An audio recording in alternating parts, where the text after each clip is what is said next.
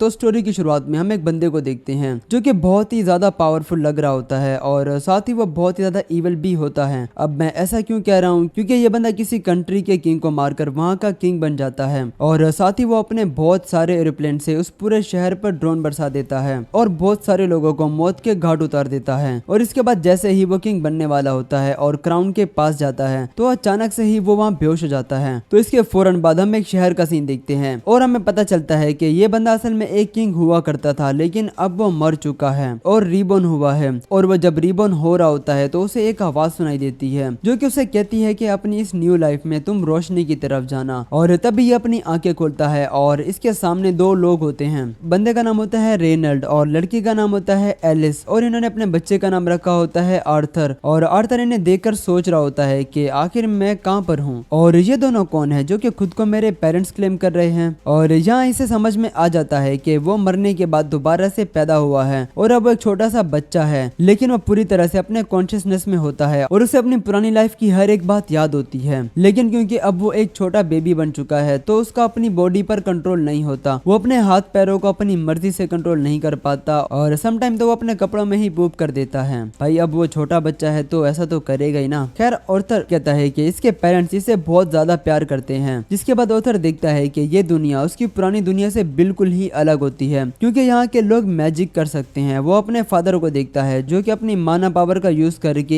एक बड़ी सारी चट्टान के टुकड़े टुकड़े कर देता है, जिस वजह से वो थोड़ा सा जख्मी भी हो जाता है और उसे उसकी वाइफ एलिस अपनी हीलिंग पावर से हील कर देती है। ये जो रेनल्ड का नाम है वो काफी ज्यादा मुश्किल है तो क्यों ना हम इसे रे बुलाएं, जो कि हमारे लिए काफी ज्यादा आसान होने वाला है। खैर जो भी हो, हम देखते हैं कि रे एक बड़े सारे जंगल में आ जाता है शिकार करने के लिए और वो वहाँ पर फिर से अपनी माना पावर का यूज करके एक बड़े सारे जानवर को मार गिराता है। और हम देखते हैं कि साथ ही उसकी टीम भी होती है, जिसके बाद रे वापस से घर आ जाता है और उसके हाथ पर काफी खून लगा होता है और उसके पास एक वेपन भी मौजूद होता है। और ये सब चीजें देखकर ऑर्थर इसे नोट करता है कि यहाँ के लोग अपने पास वेपन्स भी रख सकते हैं और हर किसी के पास अपनी अपनी यूनिक पावर्स भी होती हैं। तो इसका मतलब है कि मेरे पास भी कोई ना कोई मैजिक पावर जरूर होगी और अगर ऐसा है तो मुझे अपनी पावर को जल्द से जल्द अवेक करना होगा। जिसके बाद एलिस अपने बेटे यानी कि आर्थर से कहती है कि बेटा तुम अब जल्दी से पापा को गुड बाय बोलो क्योंकि अब तुम्हारे सोने का टाइम हो चुका है। और साथ ही रे और एलिस दोनों ही अपने बेटे को देखकर बहुत ही ज्यादा खुश भी लग रहे होते हैं, जिसे देख आर्थर को अपनी पुरानी लाइफ याद आती है कि जहाँ वो अपनी मर्जी से सो भी नहीं पाता था।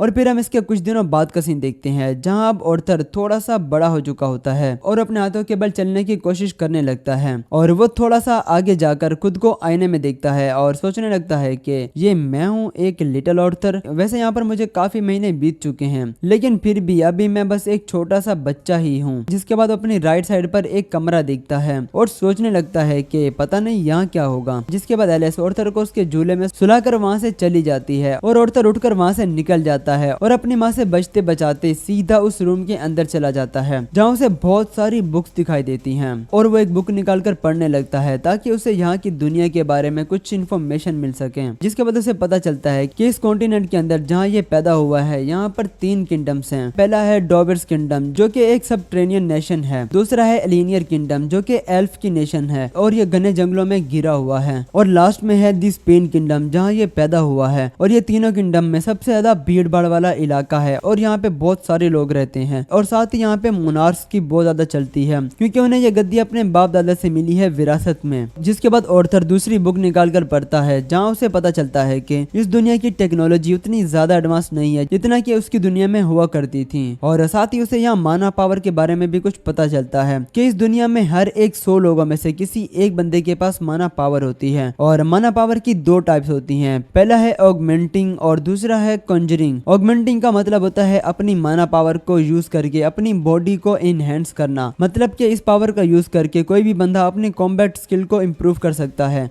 या उसे और भी ज्यादा एडवांस लेवल तक ले जा सकता है। और कॉन्जरिंग का मतलब है अपनी माना पावर का यूज करके अपने आसपास की चीजों को कंट्रोल करना। आई होप आप लोगों को ये दोनों चीजें समझ में आ गई होंगी। खैर ये दोनों माना टाइप्स में से इंसान कौन सा बनता है ये डिपेंड करता है उस इंसान पर कि वो अपनी माना कोर को किस तरह से हैंडल कर सकता है। ज्यादातर लोग अपने टीन में ही अपनी माना पावर को कंट्रोल करना सीख लेते हैं। बेसिकली माना कोर का मतलब होता है अपनी माना पावर को अपने अंदर ही एक पॉइंट तक फोकस करना और उसे रिलीज करना, जिसके बाद आर्थर भी फोकस करने लगता है और अपनी माना पावर को अवेक करने की कोशिश करता सकता है, लेकिन तब भी उसकी माँ आकर उसे उठा लेती है और कहती है कि ऐसा लग रहा है कि जैसे तुमने कुछ कर दिया है। जो सुन ऑर्थर सोचने लगता है कि कहीं मॉम को पता तो नहीं चल गया कि मैं यहाँ क्या कर रहा था। एलिस कहती है कि तुमने फिर से पोटी कर दी है ना। ऑर्थर मन में कहता है कि नहीं भाई, ऐसा तो नहीं हो सकता, और इस बार तो बिल्कुल भी नहीं। लेकिन ऐसा ही होता है क्योंकि वो अभी भी छोटा है ना, तो वो अपनी बॉडी पर कंट्रोल नहीं कर सकता। और इसके बाद हम कुछ दिनों बाद का सीन देखते हैं जहाँ अब ऑर्थर पूरे 2 साल का हो चुका होता है और यहाँ एलिस कह रही होती है कि टाइम सचमुच में बहुत जल्दी गुजरता है। एलिस अब पूरे 2 साल का हो चुका है, लेकिन अभी तक इन्होंने उसे स्माइल करते हुए नहीं देखा। इसके बाद वो बाहर जाकर देखती है जहाँ रे ने ऑर्थर को एक छोटी सी लकड़ी पकड़ाई थी जिसे ऑर्थर एक स्वॉर्ड की तरह यूज कर रहा होता है। जो देख एलिस को बहुत ही ज्यादा गुस्सा आ जाता है और वो कहती है कि तुम मेरे प्यारे से ऑर्थर को ये सब क्या सिखा रहे हो। जिस पर रे कहता है कि मैं तो बस उसे स्वॉर्ड यूज करने का तरीका बता रहा था। जो सुन वो और भी ज्यादा भड़क जाती है और इसके बाद एलिस ऑर्थर को लेकर एक बाजार में चली जाती है जहाँ ऑर्थर मैजिक वेपन और स्टोन्स वगैरह को देखकर बहुत ही ज्यादा खुश हो जाता है और उसे बहुत सारी अलग अलग चीजें भी देखने को मिलती हैं। ऑर्थर देखता है कि उसके माँ बाप उससे बहुत ज्यादा प्यार करते हैं और उसका बहुत ज्यादा ख्याल भी रखते हैं और उसकी हर एक जरूरत को पूरा भी करते हैं। वो सोचता है कि क्या ये होती है फैमिली, क्योंकि उसकी पिछली लाइफ में ऐसा कुछ भी नहीं था, क्योंकि उसकी फैमिली नहीं हुआ करती थी। वो अनाथ था और वो एक अनाथालय में पला बड़ा था। एलिस कहती है कि जब भी मैं ऑर्थर को बाजार लेके जाती हूँ तो वो वहाँ पर वेपन्स और मैजिक वगैरह को देखकर बहुत ही ज्यादा खुश हो जाता है और ये शायद इसीलिए है क्योंकि वो भी अपने डैड की तरह बनना चाहता है। लेकिन मैं चाहती हूँ कि ऑर्थर एक पीसफुल लाइफ गुजारे। खैर हम इसके कुछ दिनों बाद का सीन देखते हैं जहाँ रे अपने माना पावर की प्रैक्टिस कर रहा होता है और आर्थर उसे देखकर सीखने की कोशिश करता है। वो अपने डैड की ट्रेनिंग को देखकर समझ आता है कि उसका डैड एक ऑगमेंटर टाइप है। जिसके बाद एलिस आर्थर से कहती है कि चलो अब तुमने बहुत ट्रेनिंग देख ली, अब तुम्हारे सोने का टाइम हो चुका है। लेकिन आर्थर बुक्स को देखकर इनकी तरफ इशारा करने लगता है।